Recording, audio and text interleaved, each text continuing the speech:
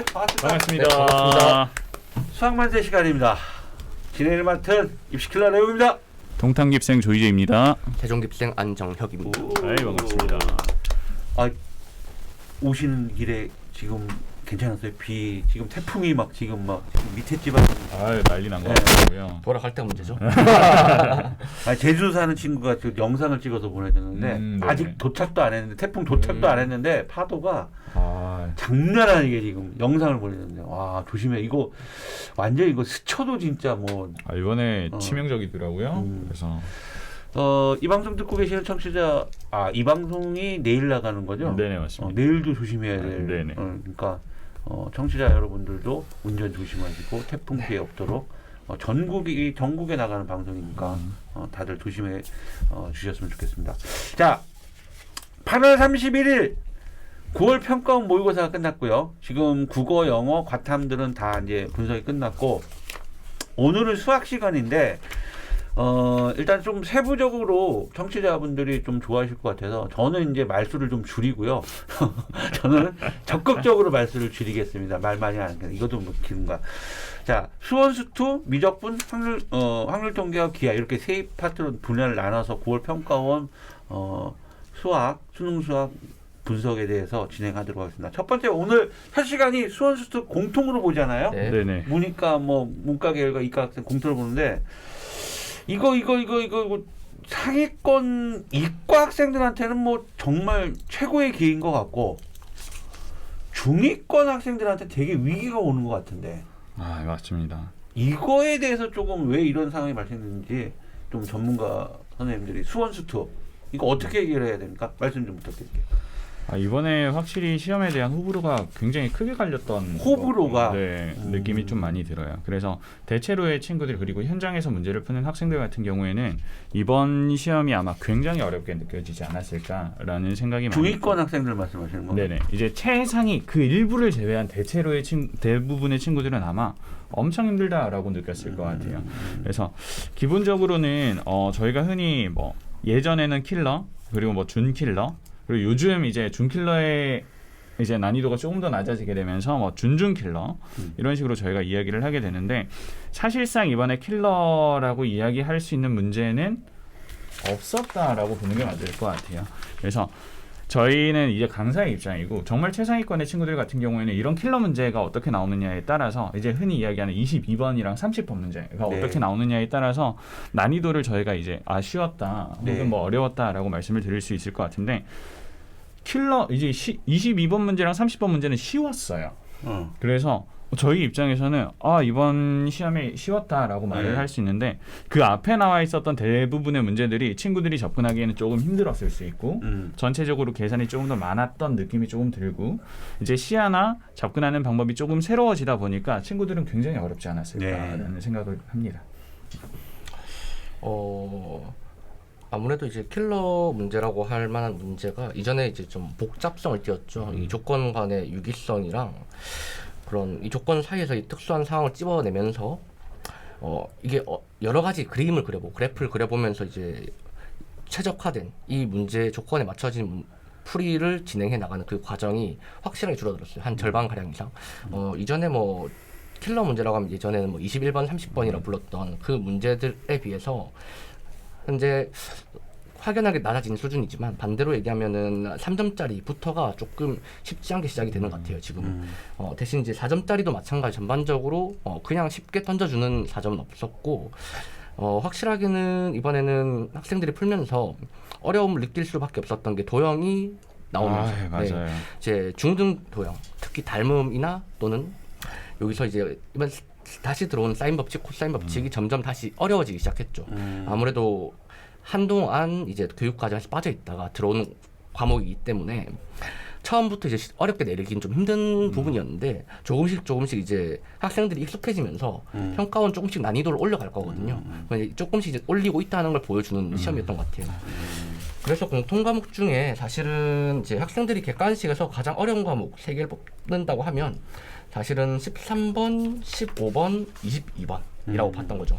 14번이 아니라 13번이었던 이유는 여기서 학생들이 도형에서 필요한 보조선을 긋거나 그리고 또한 뭐 사인 법칙, 코사인 법칙 그리고 직각 삼각형을 찾아내는 이런 과정이 좀 연습이 부족해져 있다. 중등 기하가 약하기 때문에 나온다라고 볼 수도 있죠. 중등기하, 중학교 때 배웠던 네. 기하 파트를 말씀하시는 네. 건가? 그런 기본기가 안 돼 있는 학생들이 어려웠을 그렇죠. 거예요. 특히 그게 안 되는 학생들은 21번 문제를 접근 자체가 조금 힘들었을 거예요. 그렇죠. 네. 삼각형에서의 닮음의 약간 향연이라고 할까요? 이쪽 닮음과 저쪽 닮음을 다 봐야 되는 이런 상황에서 중학교 때 닮음이 연습이 안 돼 있으면 결국 고등학교 때도 고등수학을 공부하는 데 지장이 생긴다라고 보셔야죠. 지금 안재현 선생님이 말씀하신 이 세 문제 네. 이과생 기준으로 봐도 어려운 문제죠. 여기는 이제 어렵다기보다는 알고 있냐 모르고 있냐의 문제인 것 같아요.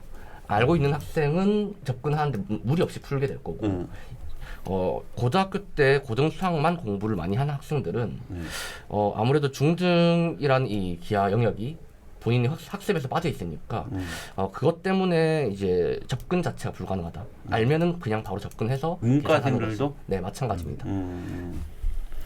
네, 진행해주세요.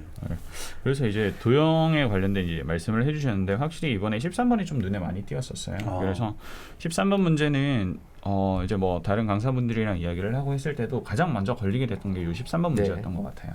그래서 뭐 대체로 저희는 뭐 15번 그리고 22번 정도를 제 타깃으로 잡고 문제를 풀어 나가다 보니까 이제 13번 처음에 이렇게 딱 이렇게 막혔을 때 친구들 입장에선 숨이 턱 막혔을 것 그렇죠. 같다라는 생각이 들었어요.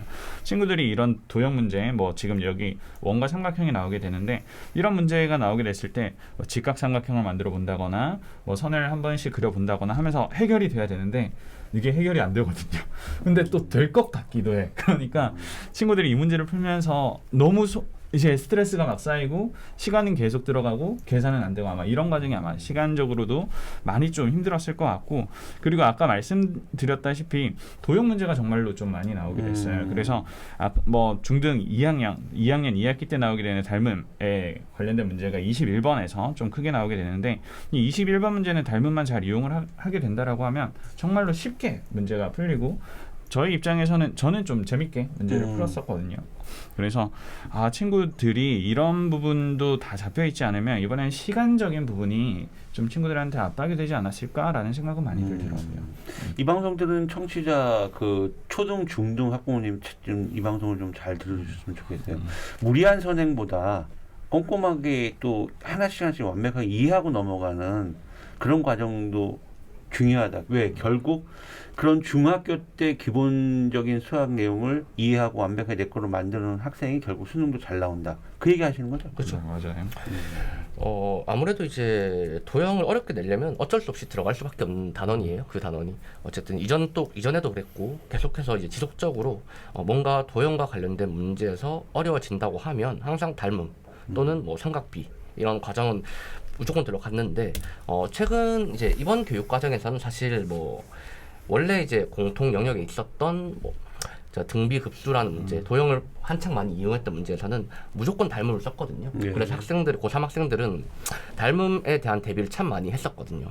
그런데 올해 그리고 작년 사실 그런 등비급수 문제가 공통 영역에서 미적분 영역으로 넘어가게 되면서 심지어 미적분에서도 나올지 안 나올지 모르는 이 미지수의 영역이 되면서 학생들의 이 닮음 공부가 매우 부족해져 있던 상태예요. 그 상태에서 공통 영역에 일반적인 그냥 지수로그 함수에다가 닮음을 이용해서 넣다 보니 또는 상가함수 문제에 이제는 뭔가 중3 때 배웠던 도형에 대한 내용을 넣다 보니 이게 조금 학생들 입장에서는 본인이 알고 있던 고등 수학만의 내용으로 풀 수 없는 문제가 돼버린 거죠. 알겠습니다. 이 정도로 공통 과목인 손수트하고 아주 그 교훈이 될 만한 문제들을 출제한 것 같아요.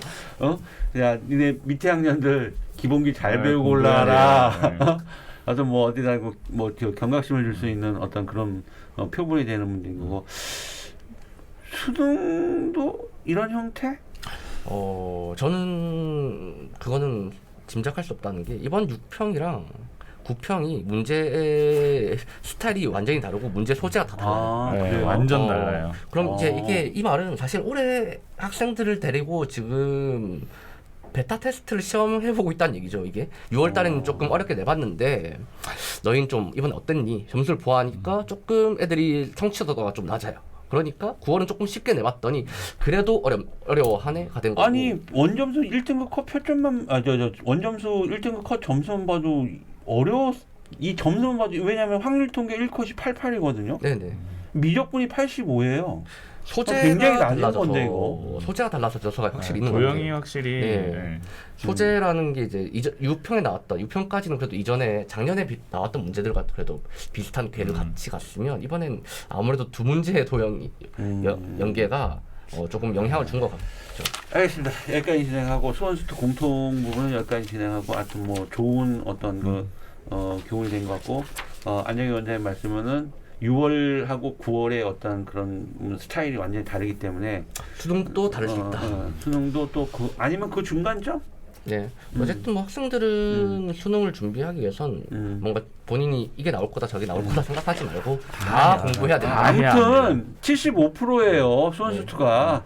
뭐 수원수투 망치면 뭐 수능 수학 망했다고 보시면 되는 거죠. 아무래도 그러니까 초집중을 해서 남은 기간 준비해 주시는 게 좋을 것 같습니다. 자 오늘 공통 과목 수원수투 9월 평가 모의고사 분석은 여기까지 진행하고 다음 시간은 미적분으로 한번 넘어가도록 하겠습니다. 다음 시간에 뵙도록 하겠습니다. 수고하셨습니다. 수고하셨습니다.